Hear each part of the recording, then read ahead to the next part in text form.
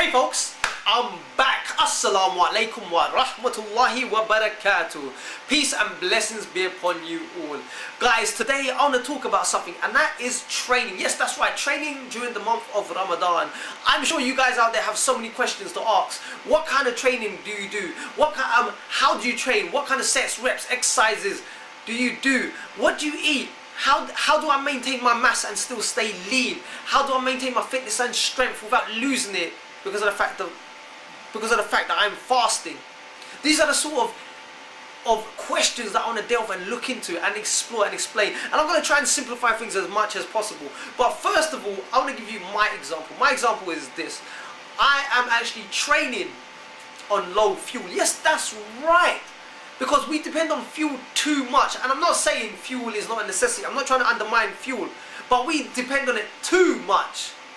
It's time to let go of that. It's time to strengthen our psychology and our approach.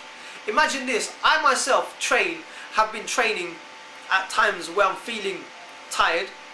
When I'm just feeling not at 100%. And those workouts tend to be my best training sessions. Let me tell you why. They may not produce the results that I was after, but because of the fact that I went through that type of training, the motion and the emotion, and I put myself through the paces of that strain and pain, I sure did gain. Because on my next training session, I didn't allow it to affect my performance.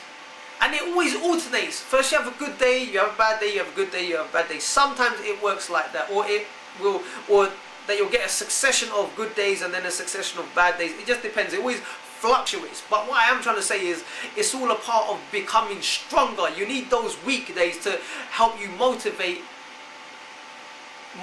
you towards your next session.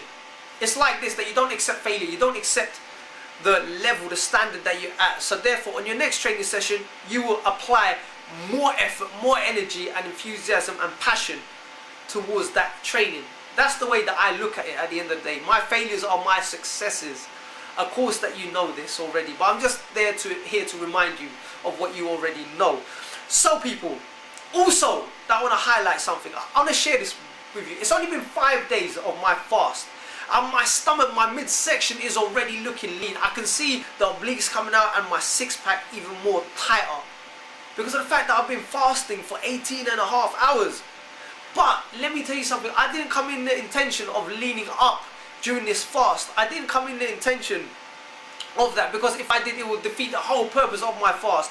My fast intention was to improve my connection with my Lord, to improve the quality of my mental attitude, my psychology and my mindset, mentally and spiritually.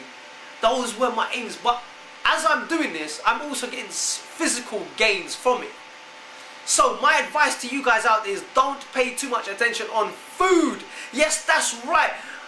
I am telling you this. I know that there's a lot of controversy around food, but your provisions will be provided for at the end of the day. You will get your provision. You will get whatever is due to you either at the end of the fast or before you're about to fast. Just have that in mind. So put that to the side and focus on the task at hand. Focus on your training. Focus on whatever it is that you have to do. Because you can still train intensively 100%. But check this. I'm here to tell you something. I'm here to tell you, if you want to train, you have variables. Yes, that's right. You could do so many things. You have so many choices. You can play around with the sets, weights, reps, exercises, the time duration. You don't always have to train at 100%. You can train at 90, 80 and so forth. You can even fluctuate from having a short burst to a long gradual pace, a steady pace. And it's up to you, whatever it is that you're doing, whether it be cardio, strength training, fighting, anything. Just, you have those variables at hand. You have them choices. So utilize them to your advantage. That is what it's about. Pay no attention to your nutrition, people. Like I've said again, because it's all about not relying on your nutrition too much. Because in society of training, we rely upon nutrition too much rather than developing our mindset, our psychology at the end of the day. It doesn't matter, for example, you can have all the best nutrition in the world and perform like crap if your psychology is not intact. This is what I'm trying to point out here, people. Strengthen your mindset during this holy month of Ramadan. And the way to do that is just go out and do whatever it is that you have to do. Apply yourself in whatever way, shape, form you can to the best of your abilities, mentally, physically and spiritually, in all sorts of circumstances and situations, not just in your training, in your personal life, in your work life.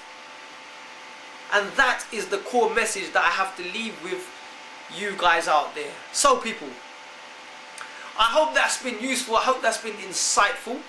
Please by all means stay tuned for more of my up and coming videos. Until then, take care, stay strong, stay focused, and always live to learn to empower and inspire the lives of many as well as yourself. Assalamu alaikum wa rahmatullahi wa barakatuh.